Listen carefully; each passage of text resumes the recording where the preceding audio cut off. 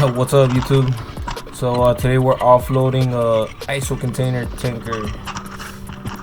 Right here you see me just cutting the seals, uncapping the tanker, and then we're gonna go ahead and throw on our 3-inch British fitting.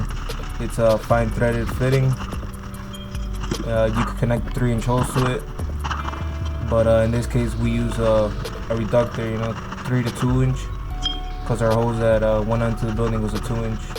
You want to make sure you hand tighten it. Once it's tight enough with your hand, you grab that pipe wrench, and we're gonna go ahead and make sure it's extra tight. Not too tight though, you don't want to strip the thread. Okay.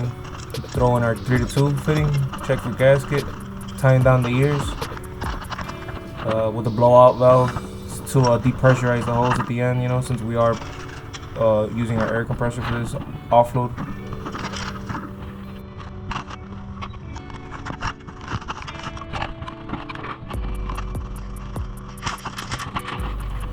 Alright, so next here you see me jumping up on top of the container, cutting the seal for the to the part where you could connect your Chicago fitting. That's where we're going to be connecting our hose to. It was raining pretty hard that day. It was a pain in the ass. Just be careful going down them stairs.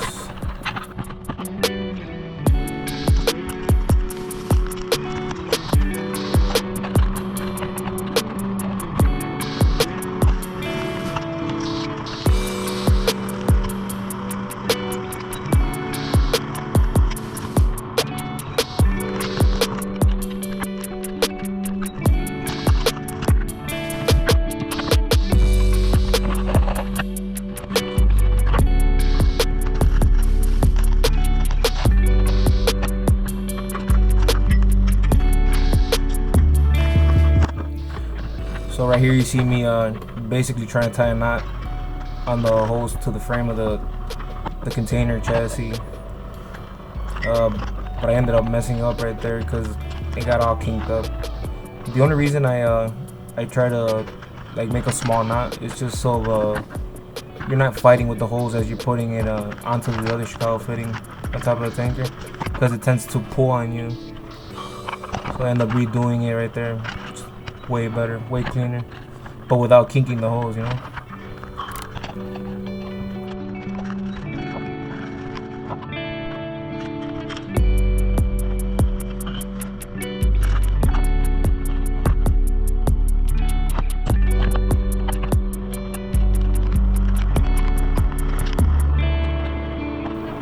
so right here our hose goes attached to our air compressor to our truck.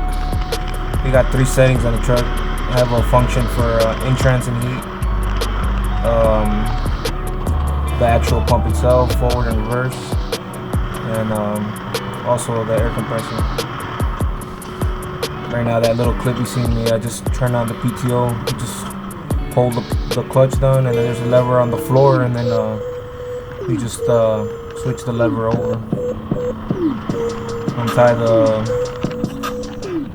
zip ties on the container, the front ones, and then unlock them pins because we're gonna need them for later.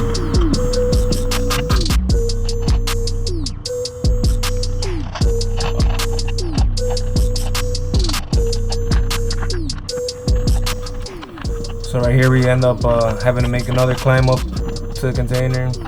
You gotta open up the valve to allow the air to come into the tank, and then another trip way back down. The setup isn't as bad as it looks, but it's just everything with the rain makes everything harder. Connect our 2-inch hose to our 2-inch adapter. Make sure you use them straps.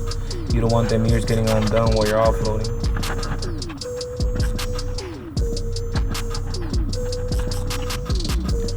And then we feed our hose into the customer's section right there.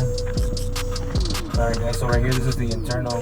So when you open this up, there's that lever down there that you can either press down with your hand, or you could just push down on it with your foot. And then you see right there I had a kink in the hose, so I'm pretty sure it was undone. And then we turn on our switch to the air compressor mode and pull down on the lever to activate the to activate the actual air flowing. You go on top, you make sure the air is flowing good. At this customer, we were only trying to aim for 10 psi at the most, because the customer was real strict about how much air you want inside.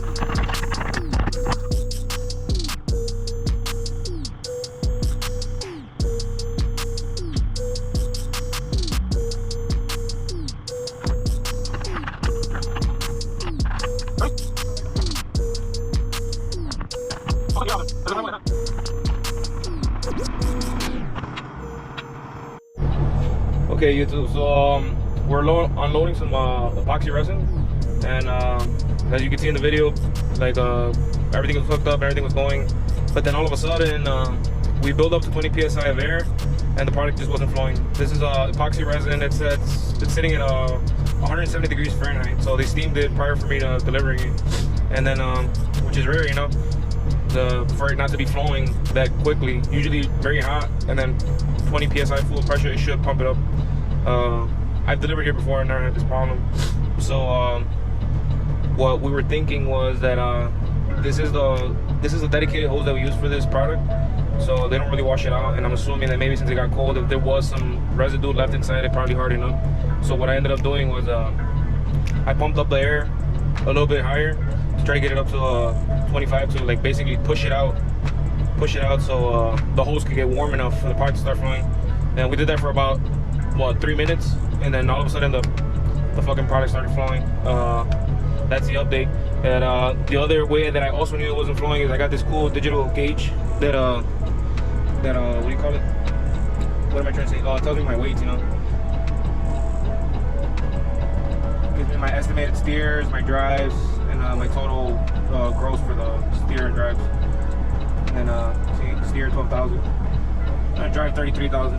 So that's when I realized that, see, you can see the gauge going down little by little. 680, 660. Earlier it was taking like 5 minutes just for 20 pounds to go down, so it was pumping very, very slow. But yeah, now that we got it going, I'm just gonna go back, keep an eye on it, and then I'll keep you more updated. The gauge is at 22,460. So the way I usually know that I'm empty, it's when it's at 14,000.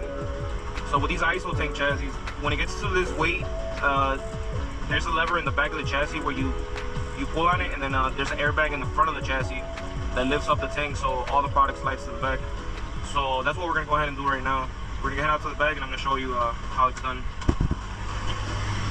Just gotta make sure these pins are unlocked in the front on both sides, which I did at the beginning.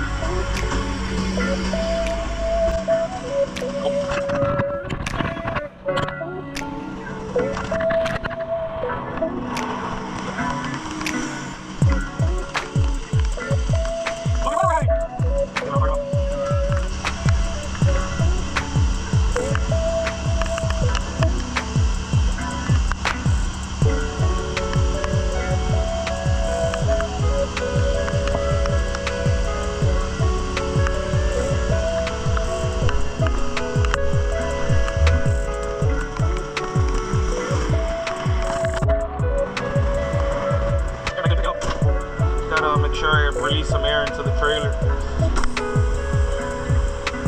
That should do it.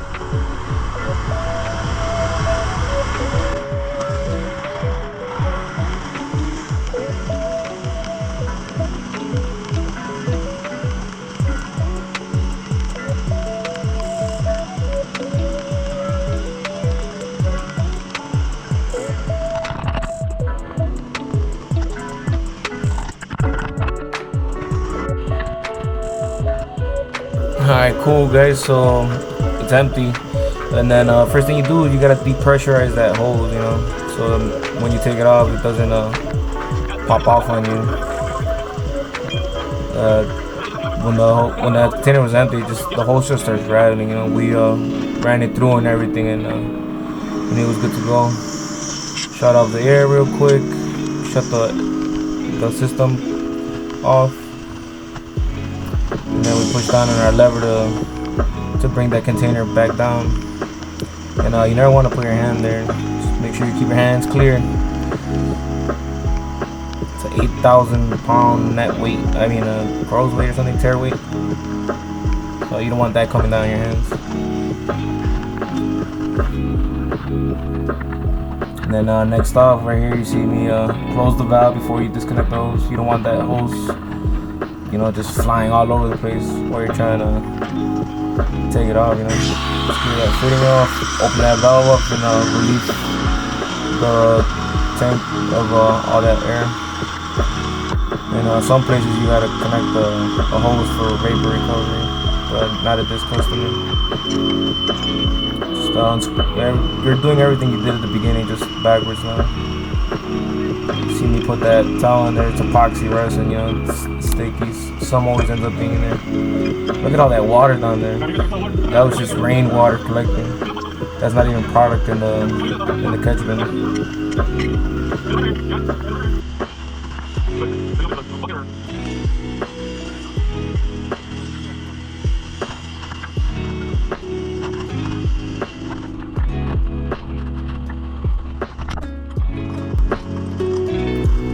Alright, so right here we just end up going back up, closing everything back off, and coming back down. And last thing before you do, you just gotta make sure you clean these fittings.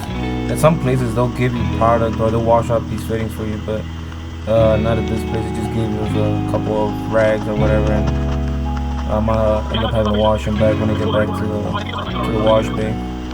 It's pretty sticky stuff, so you do want them washed up before you do your next pickup.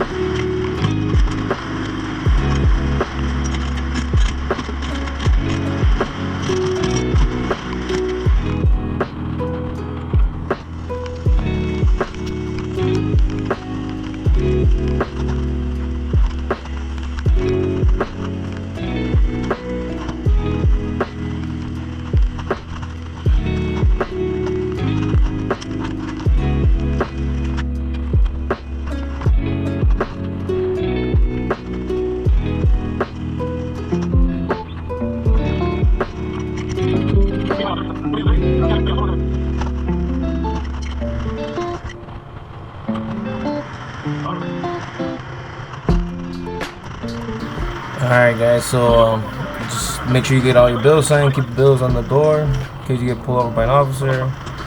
And you always just want to make a quick walk around, like double check, triple check that you picked everything up, closed up all the valves up.